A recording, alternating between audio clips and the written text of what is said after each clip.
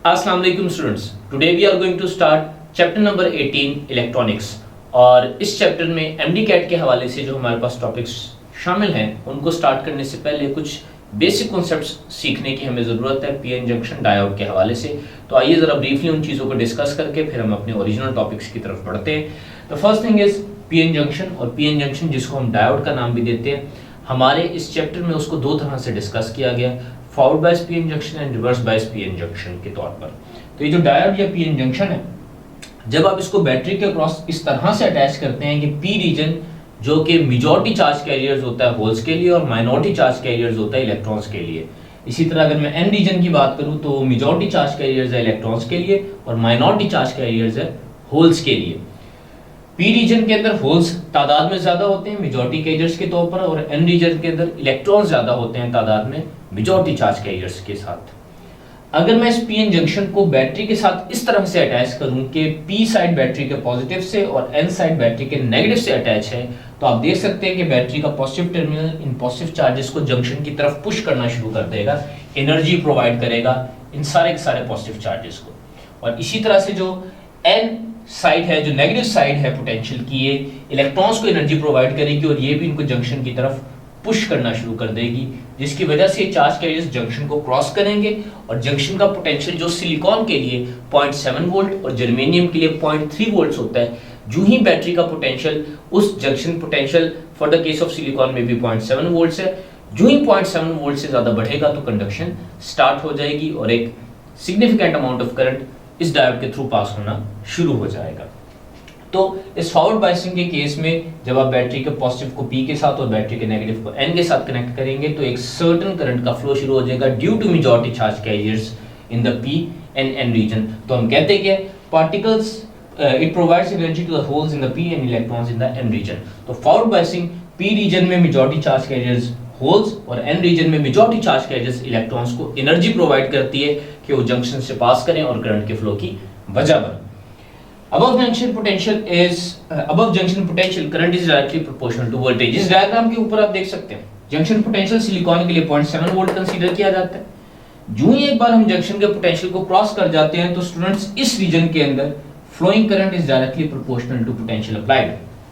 मतलब अब जैसे जैसे वोल्टेज एक्सिस पे वोल्टेज बढ़ाते चले जाएंगे, करंट आपके पास माइक्रो एम्पियर की रेंज में बढ़ता चला जाएगा और प्रोपोर्शनली बढ़ेगा अबव दिस जंक्शन पोटेंशियल।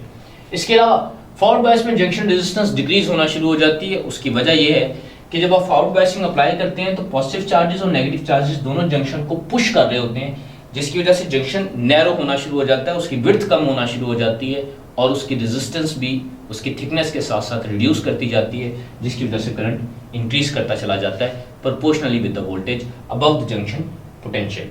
अगर मैं यहाँ पर इस ग्राफ की स्लोप के हवाले से बात करूँ तो ये जो स्लोप आप यहाँ पर देख रहे हैं स्टूडेंट्स, आप देख सकते हैं कि यहाँ पर y एक्सिस के ऊपर करंट और x एक्सिस के ऊपर वोल्टेज है।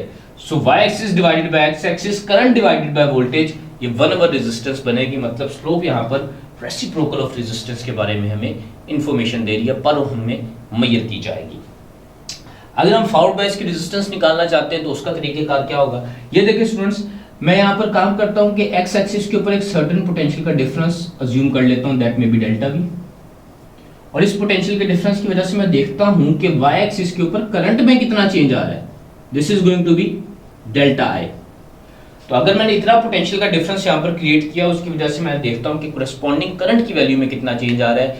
Change in voltage divided by change in current, delta v divided by delta i, ये आपके पास फॉरवर्ड बायस केस की रेजिस्टेंस आ जाएगी। और याद रखिएगा बेटा, क्योंकि स्लोप कांस्टेंट है तो इस हिस्से की रेजिस्टेंस भी कांस्टेंट है फॉरवर्ड बायस कंडक्शन के केस में, जो इस फॉर्मूले से निकाली जा सकती है, जिसमें change in voltage divided by change in current involve हो रहे हैं। ये रेजिस्टेंस है, हम उसमें मेजर की जाएगी फॉरवर्ड बायसिंग के केस में। इससे आगे अगर हम बढ़े तो रिवर्स बायस की कंडीशन हमारे पास आती है। और रिवर्स बायस में हमने करना ये है कि सेम जंक्शन है, same majority same minority carriers है, लेकिन उस जंक्शन की पी साइड को बैटरी के नेगेटिव के साथ कनेक्ट किया जाएगा और एन साइड को बैटरी के पॉजिटिव के साथ कनेक्ट किया जाएगा। इस तरह की कनेक्शन करने पर आप देख सकते हैं कि जो नेगेटिव साइड है, क्योंकि holes majority charge carriers holes रखने वाली पी के साथ कनेक्टेड है, तो ये इन पॉजिटिव चार्जेस को अपनी तरफ पुश करना शुरू कर देगी और यहाँ पर जो इलेक्ट्रॉन्स माइनॉरिटी चार्ज कैरियर्स हैं उनको पुश करेगी जंक्शन की तरफ। लेकिन प्रॉब्लम ये होती है कि रिवर्स बायस के केस में माइनॉरिटी चार्ज कैरियर्स क्योंकि बहुत कम होते हैं, तो माइनॉरिटी चार्ज कैरियर्स की वजह से करंट ना होने के बराबर फ्लो होता है। अगर कुछ थोड़ा बहुत करंट फ्लो हो भी रहा है तो माइक्रो एम्पेयर की रेंज में होता है। लेकिन जो डोमिनेंट आपके पास मेजॉरिटी चार्ज कैरियर्स है, पी में पॉजिटिव और एन में इलेक्ट्रॉन्स, उनको बैटरी अपनी जानिब पुश कर लिया away from the junction, junction से दूर खींच रही होती है, जिसकी वजह से डोमिनेंट कंडक्शन हमें देखने में नहीं मिलती। माइनॉरिटी चार्ज कैरियर्स की वजह से जो करंट होता है वो माइक्रो एम्पेयर की रेंज में होता है। ठीक है जी। अच्छा, जब ये होल्स और इलेक्ट्रॉन्स बैटरी की तरफ पुश होंगे, जंक्शन से दूर जाएंगे, तो इसकी वजह से जंक्शन का जो पोटेंशियल है बेटा, जंक्शन की विड्थ बढ़ना शुरू हो जाती है।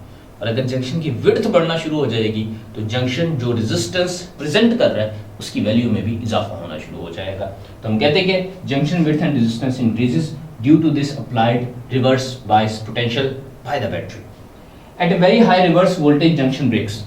अगर मैं इस बैटरी का पोटेंशियल बढ़ाता चला जाऊं, ये हमने एक तो वेरिएबल बैटरी लगाई होती है जिसका पोटेंशियल बढ़ाया जा सकता है। रिवर्स वोल्टेजेस है ना, देख रहे हैं यहाँ पर मैंने नेगेटिव एक्सिस पर शो किया, तो -5, -10, -50 बढ़ाते बढ़ाते जब मैं बहुत ज़्यादा हाई वोल्टेज -25 वोल्ट से भी ज़्यादा वोल्टेज पर चला जाता हूँ, तो ये जो जंक्शन है ये इतने ज़्यादा हैवी वोल्टेज को बियर नहीं कर पाता।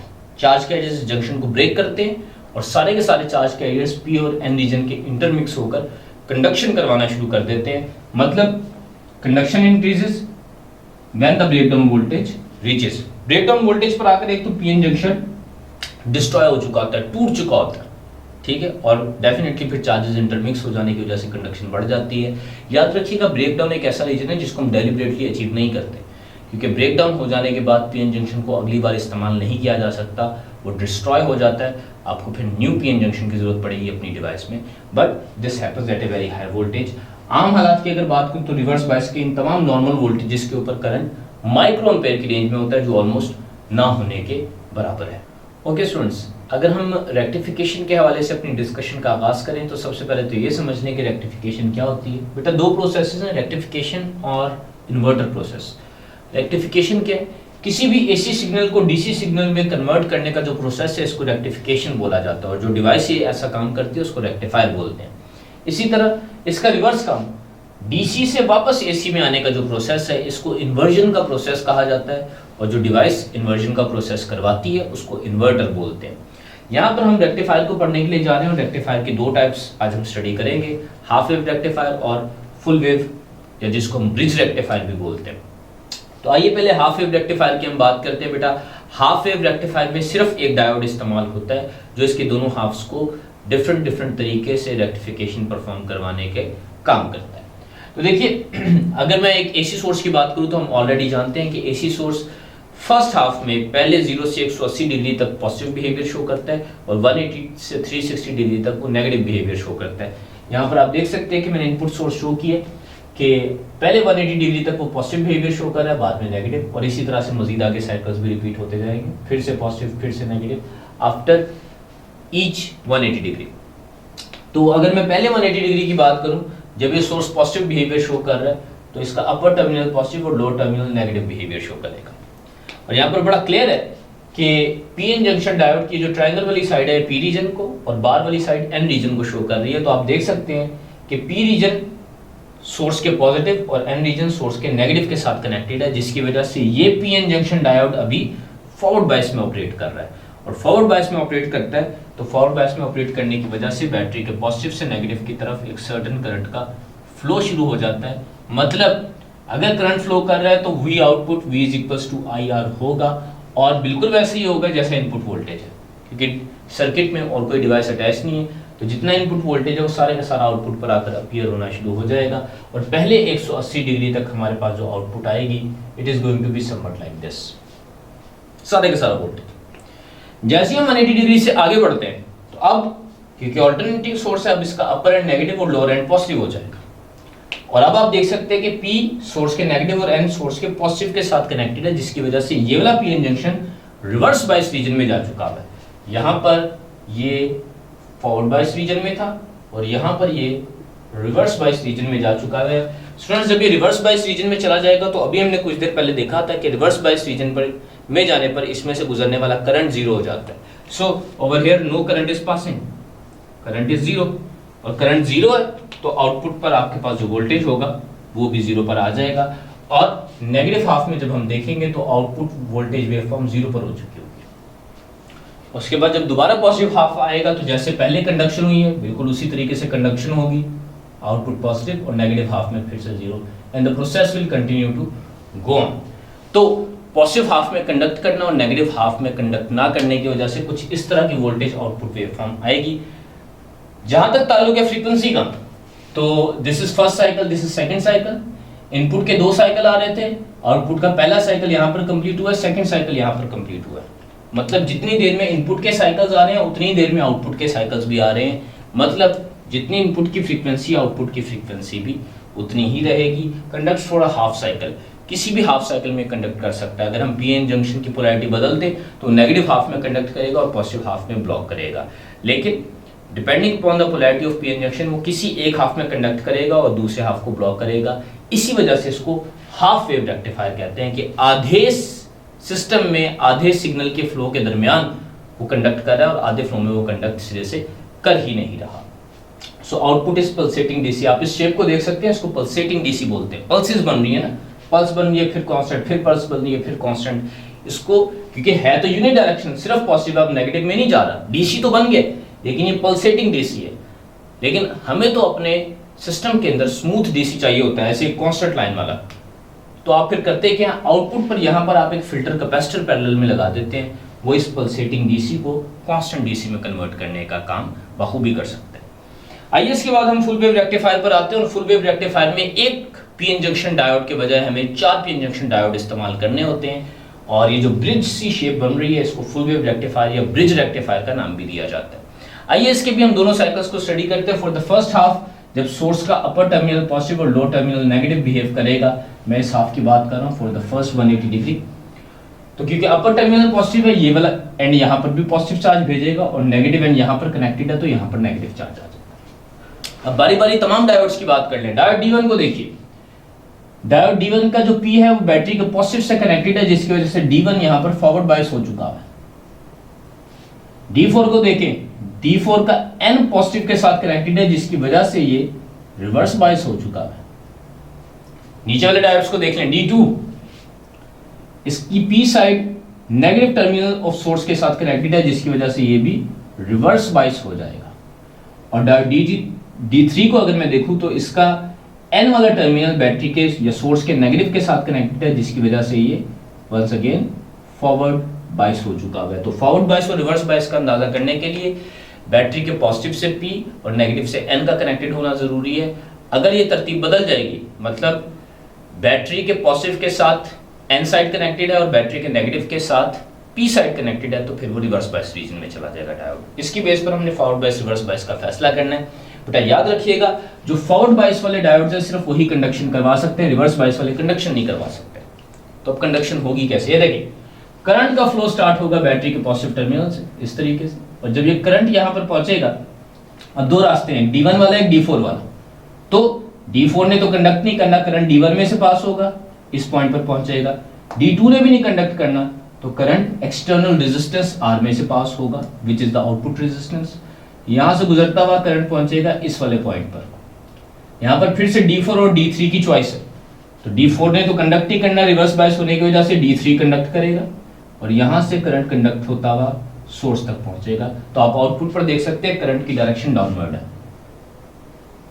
ठीक है, आउटपुट हमारे पास सर्टेनली आ गई है क्योंकि कंडक्शन हो रही थी, तो जैसे इनपुट है वैसे ही आउटपुट हमारे पास अपीयर होगा। For this first half here is the output. ठीक है जी, फर्स्ट हाफ के लिए आउटपुट आ गया।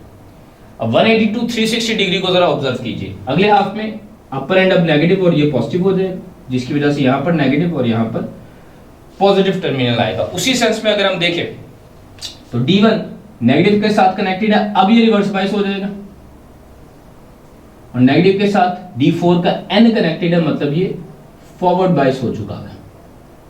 इसी तरह ये देखें, ये पॉजिटिव है, D2 के P के साथ कनेक्टेड है जो इसको फॉरवर्ड बायस करेगा, और D3 को यही रिवर्स बायस कर देगा क्योंकि उसका जो नेगेटिव है वो पॉजिटिव टर्मिनल ऑफ बैटरी के साथ कनेक्टेड है। N सब तो पहले जो फॉरवर्ड बायस थे अब वो रिवर्स बायस हो गए, जो पहले रिवर्स बायस थे अब वो फॉरवर्ड बायस हो गए। तो अब कंडक्शन कैसे होगी, ये देखें बैटरी के पॉजिटिव टर्मिनल से स्टार्ट करें, करंट जब इस एंड पर पहुंचेगा तो रिवर्स बायस में से नहीं, फॉरवर्ड बायस में से सिर्फ और सिर्फ गुजरेगा। यहाँ से रेजिस्टेंस से ये करंट फ्लो होता हुआ इस वाले पॉइंट पर पहुंचेगा।